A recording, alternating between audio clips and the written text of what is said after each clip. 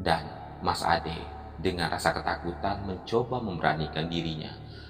Mas Ade pun di sini di jam 12 malam mencoba memberanikan diri untuk melihat siapa yang sedang berada di bengkel tempatnya usaha ini. Dan perlahan Mas Ade melangkahkan kakinya kembali mengintip di balik jendela ruang tamu yang mengarah langsung ke bengkel tersebut. Dan betapa terkejutnya Mas Ade melihat sosok yang sangat mengerikan sekali tengah berada menaiki sepeda motor yang dalam keadaan rusak tersebut. Sosok ini terlihat sangat menyeramkan sekali. Sosok seorang pemuda berusia sekitaran 13 tahun dengan menggunakan baju sekolah. Terlihat sosok itu wajahnya berlumuran darah, sedang menaiki sepeda motor dengan sangat teramat gembira. Sosok itu sangat mengerikan. Semua pakaian dari sosok ini yang digunakan pada malam itu terlihat oleh Mas Ade berlumuran darah, compang-camping, dan tatapan dari sosok yang dilihat Mas Ade di malam itu begitu sangat menakutkan dan membuat Mas Ade setengah merasa pingsan melihat sosok tersebut.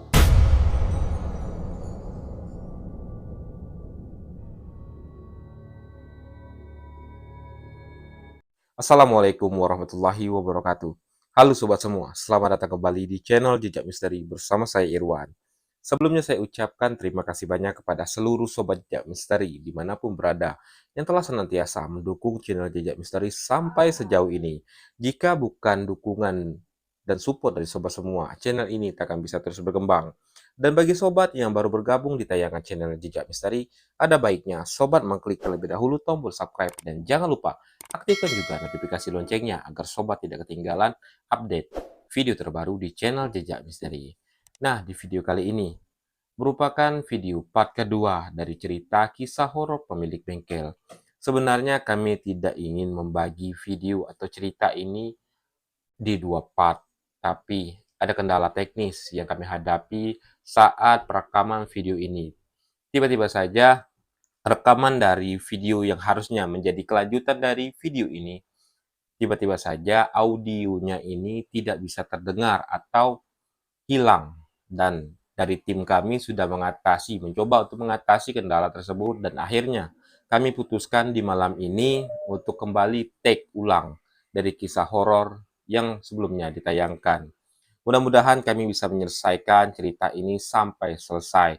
Dan inilah video part kedua dari kisah horor pemilik bengkel, 2 malam diteror arwah gentayangan.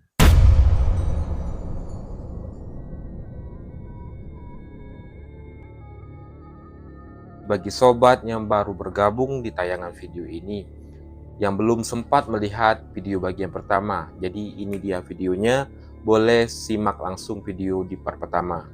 Kelanjutan dari kisah ini, setelah Mas Ade ini melihat langsung siapakah sebenarnya sosok yang mengganggu Mas Ade dan sang istri di malam itu, betapa Mas Ade ini merasa sangat ketakutan sekali melihat perawakan sosok yang menyeramkan tersebut.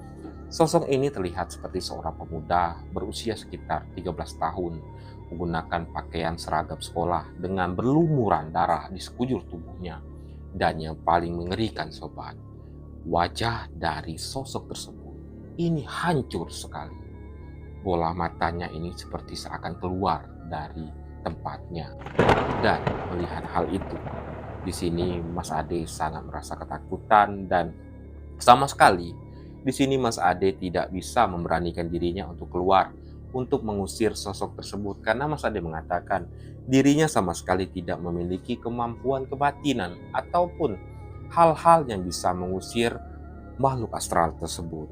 Jadi, tak lama kemudian, Mas Ade sambil mengintip sosok yang kini berada di bengkelnya tersebut, tiba-tiba saja dikejutkan dengan suara tangisan seorang anak kecil yang tiba-tiba saja terdengar oleh Mas Ade dengan sangat kuat sekali. Suara tangisan yang tak asing oleh Mas Ade. Anak Mas Ade.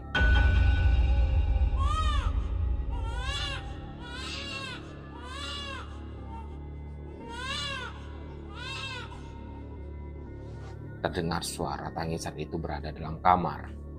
Paniklah di sini Mas Ade karena tahu anaknya ini menangis takutnya Anaknya juga merasa terganggu akan sosok yang kini dilihat Mas Ade. Tanpa menghiraukan lagi nih sosok yang kini berada di bengkelnya Mas Ade.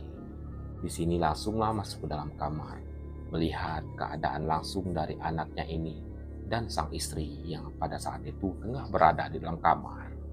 Nah, saat masuk ke dalam kamar, terlihat oleh Mas Ade jika anaknya ini tengah berbaring, tengah menangis dengan sangat kuat sekali, sementara sang istri hanya duduk di pinggiran sofa di sini sambil tertunduk. Dan Mas Ade mengunci pintu kamarnya ini. Mas Ade takut jika sosok yang dilihatnya tadi bisa masuk ke dalam rumah, bisa menghantui atau menakuti sang istri. Setelah pintu itu tertutup, Mas Ade langsung mendekati anaknya dan menggendong anaknya ini, sementara sang istri terlihat tidak menggubris teriakan dari anaknya tersebut. Mas Ade di sini menanyakan kepada istrinya, "Dek, Dek, kamu kenapa? Dek, kamu kenapa?" Istrinya ini hanya terdiam sambil menunduk dengan raut wajah yang membuat di sini Mas Ade sangat kebingungan. Apa yang sebenarnya terjadi kepada istriku? Itu yang ada di benak Mas Ade di malam itu. Istri Mas Ade di sini hanya terdiam, tertunduk, tanpa mengeluarkan sepatah kata pun. Dan tak lama kemudian, tiba-tiba saja dari luar pintu kamar terdengar suara ketukan pintu misterius.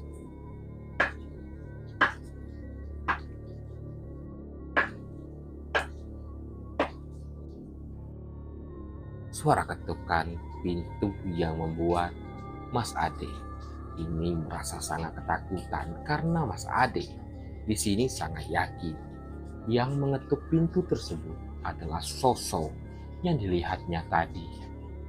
Tak hanya ketukan pintu sobat, dari luar pintu kamar terdengar seperti seseorang yang sedang menggaruk pintu kamar tersebut.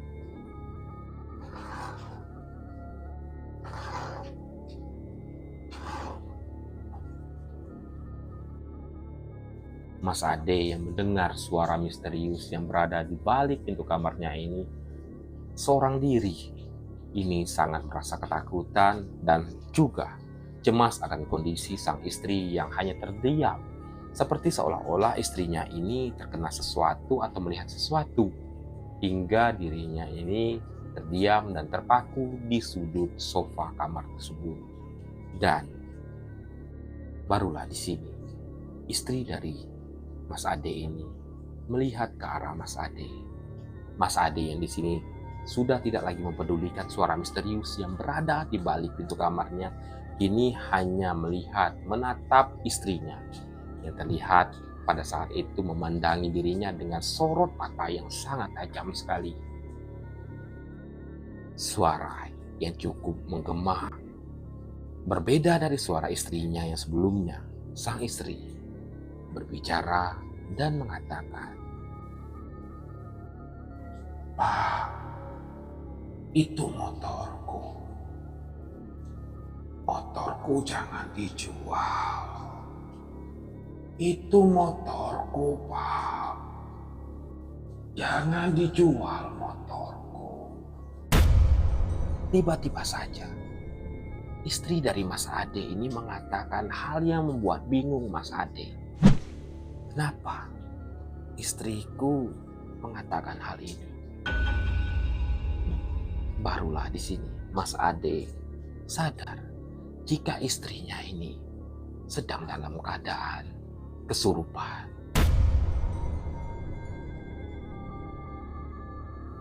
Namun Mas Ade masih bingung. Sosok apakah atau jin manakah yang merasuki tubuh dari istrinya ini?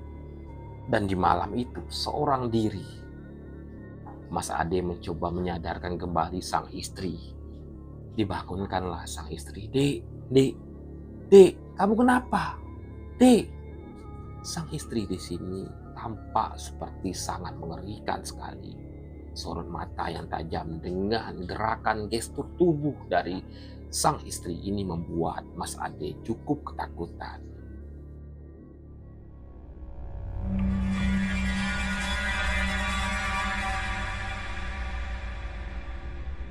Seperti seolah-olah istrinya ini kebingungan atau sosok yang merasuki tubuhnya ini sedang kebingungan melihat ke sekeliling keadaan yang berada di dalam kamar tersebut, sembari mengatakan, "Motorku jangan dijual, Pak. Itu motorku." Itu hal yang membuat Mas Ade ini semakin merasa ketakutan. Dan tak lama kemudian, tiba-tiba saja istrinya ini menggelepar dan jatuh ke tempat tidur. Tak lama kemudian, sobat, istrinya ini pun kembali tersadar dan sama sekali tidak mengetahui apa yang terjadi sebelumnya. Mas Ade pun di sini menanyakan, "Dek, kamu kenapa?" "Aku kenapa, Mas? Aku enggak apa-apa. Tadi kamu bersikap aneh. Kamu ngomong juga ngelantur, deh. Apa yang sebenarnya terjadi?" "Tadi di pojokan itu, Mas, aku lihat ada seorang pemuda. Ini pakaiannya ini berlumuran darah, pakai baju sekolah. Ini menatapku dan setelah itu aku tidak lagi mengingat apa-apa. Dan aku pun bingung kamu menanyakan hal apa yang menanyakan ini kepadaku." Barulah di sini Mas Ade menyadari jika istrinya ini juga melihat sosok yang mengerikan tersebut. Dan di malam itu, gangguan ini pun berlalu hingga pagi pun tiba, sobat. Di pagi harinya, Mas Ade ini langsunglah menelepon mengabari si pemilik motor. Dan tak lama kemudian, di siang harinya setelah di jam 12 siang, si pemilik motor pun datang ke kediaman, ke rumah dari Mas Ade atau bengkel tempat usahanya ini. Dan disinilah baru diketahui apa yang terjadi sebenarnya pada motor tersebut. Mas Ade ketika bertemu dengan si pemilik motor ini langsunglah menanyakan hal yang terjadi di malam kepada si pemilik motor. Mas Ade mengatakan, "Mas, sebenarnya apa yang terjadi pada motor ini?" "Ada apa, Mas? Memangnya ada apa?" "Loh, 2 malam kami ini diganggu oleh sosok misterius dan tadi malam istriku sampai kesurupan. Aku yakin yang merasuki tubuh istriku ini adalah sosok yang aku lihat tadi malam. Seorang pemuda, pakaian berlumuran darah. Ini wajahnya hancur, bola matanya keluar. Itu siapa, Mas? Itu siapa?" Si pemuda yang mengantarkan motor inilah yang menceritakan kepada Mas Ade, "Iya, Mas. Mohon maaf sebelumnya. Kami tidak memberitahu kepada Mas. Sebenarnya motor ini kepunyaan adikku, Mas. Tapi adikku mengalami kecelakaan dengan motor ini. Dan yang membuat kami prihatin, adikku ini meninggal dunia di lokasi kejadian atas kecelakaan itu." "Loh, kamu ndak bilang kalau motor ini bekas kecelakaan? Berarti adikmu lah yang tadi malam datang yang meneror kami." "Iya, Mas. Mohon ampun sekali. Mohon maaf. Kami tidak berani memang ngasih tahu sama Mas sebelumnya. Kami takut kalau Mas kami kasih tahu, Mas tidak mau baikin benerin motor ini. Karena kami juga ya jujur ngatakan kalau kami selama motor ini di rumah, ini adik kami memang sering datang dan mengganggu kami, Mas. Itulah sebabnya dengan berat hati kami mau benerin motor ini, mau kami jual. Yo, bukan Mas sendiri, Mas. Bukan keluarga Mas sendiri yang ngerasakan teror akan sosok yang menyerupai adikku ini. Kami di rumah hampir setiap hari diganggu oleh sosok itu. Yo, kalian kan wajar. Kalian kan keluarganya. Lo aku bukan siapa-siapa, tapi aku masih kena teror dari adikmu itu. Yo wes, kamu bawalah motor ini jauh-jauh, minggat. Yo maaf mas, maaf sekali. Ya kami tidak menyangka apa yang terjadi pada mas ini begitu membuat mas sangat marah seperti ini. Kami mohon ampun mas, mohon maaf, dan kami mohon maaf atas apa yang terjadi. Yo wis, aku maafin. Aku sadar jika yang menggangguku itu memang bukan adikmu, aku rasa, tapi sosok setan yang menyerupai adikmu. Tapi aku takut, istriku takut, apalagi istriku ini loh sampai dirasuki oleh sosok itu. Aku tidak mau sesuatu yang buruk terjadi pada keluarga. Ya menurut saranku dek, lebih baik motor ini kalian syaratin atau kalian apain gitu, supaya apa yang ada di motor ini tidak mengganggu. Apakah kalian tidak mencoba atau mengikhtiarkan motor ini agar sosok yang menyeramkan itu tidak lagi bersamanya di motor tersebut? Sudah mas, sudah kami coba. Orang tuaku sudah datang ke orang pintar manapun, tapi dia masih belum mempan. Mungkin ini semasa hidup adikku ini memang mengidam-idamkan, memimpikan motor yang dimilikinya ini. Namun baru seminggu mas, seminggu adikku menggunakan motor ini pergi pulang ke sekolahan, begitu gembiranya. Namun sayangnya mas, Allah lebih sayang sama adikku. Pulang sekolah, adikku ngendarain motor ini seorang diri. Di persimpangan, adikku ini dan motornya mas, ini dihantam oleh mobil bus. Adikku terpental, dan yang mirisnya, motornya ini tidak apa-apa, tidak ngalami kerusakan parah, tapi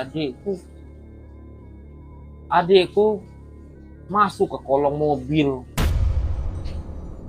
Wajah adikku tak bisa lagi kami kenal. Itulah mas, mungkin karena niat hati dari adikku semasa hidup yang menginginkan, mengimpikan motor inilah yang membuat jiwanya masih tertanam di motor tersebut. Dan singkat cerita sobat, di hari itulah motor ini pun dikembalikan kembali kepada si pemilik motor, dan dibawalah motor ini pergi dari bengkel tempat usaha Mas Ade. Singkat cerita, kejadian teror ini tidak lagi dirasakan oleh Mas Ade dan keluarganya, dan barulah Mas Ade tahu di hari itu jika motor ini bekas kecelakaan. Dan Mas Ade mengatakan seumur hidup ia baru pertama kali merasakan hal yang menyeramkan seperti ini, pengalaman horor diganggu oleh arwah kesayangan. Mas Ade pun di sini kembali mengingat hal itu, dan sampai sekarang kejadian ini sama sekali tidak bisa dilupakan oleh Mas Ade. Itulah kisah pengalaman horor dari Mas Ade, seorang pemilik bengkel yang mengalami 2 malam diteror oleh arwah gentayangan pemilik motor yang mengalami kecelakaan. Alhamdulillah, cerita ini bisa selesai sampai ujung saya ceritakan kepada sobat semua. Mungkin masih banyak kekurangan di dalam penyampaian kisah kali ini. Saya mohon maaf sekali. Di sini saya masih belajar, masih perlu banyak pendalaman, storytelling hingga bisa nyampe ke hati sobat semua. Di sini saya mohon dukungan, support terus channel Jejak Misteri agar bisa terus berkembang. Dan mohon maaf juga sobat, jika masih banyak gangguan suara-suara yang berasal dari luar, seperti halnya sekarang kondisi di luar studio kami ini hujan lebat, mungkin banyak suara-suara yang berasal dari luar ini masuk ke dalam rekaman video ini dan mengganggu kenyamanan menonton dari sobat semua, kami ucapkan mohon maaf sekali. Kami belum memiliki kemampuan studio yang mumpuni peredam suara hingga menepis suara-suara dari luar ini masuk ke dalam studio. Kami belum memiliki hal itu, dan jika nanti channel Jejak Misteri bisa terus berkembang, kami akan semakin memperbaiki apa yang menjadi kekurangan kami. Dan bagi sobat yang baru bergabung di tayangan channel Jejak Misteri, ada baiknya sobat mengklik terlebih dahulu tombol subscribe, dan jangan lupa aktifkan juga notifikasi loncengnya agar sobat tidak ketinggalan update video terbaru di channel Jejak Misteri. Dan bagi sobat yang memiliki pengalaman horor, kisah horor yang mungkin berkenan untuk dibagikan di channel Jejak Misteri, bisa langsung menghubungi nomor WhatsApp admin yang ada di bawah ini, atau bisa langsung mengirimkannya lewat email jejakmisteri111@gmail.com. Sudah banyak cerita-cerita yang masuk ke alamat email Jejak Misteri. Nantinya cerita-cerita ini akan kami bagikan, kami kisahkan kepada sobat semua. Tunggu cerita selanjutnya di channel Jejak Misteri. Akhir kata, saya Irwan mengucapkan wabillahi taufiq wal hidayah. Wassalamualaikum warahmatullahi wabarakatuh. Salam dari kami, tim Jejak Misteri.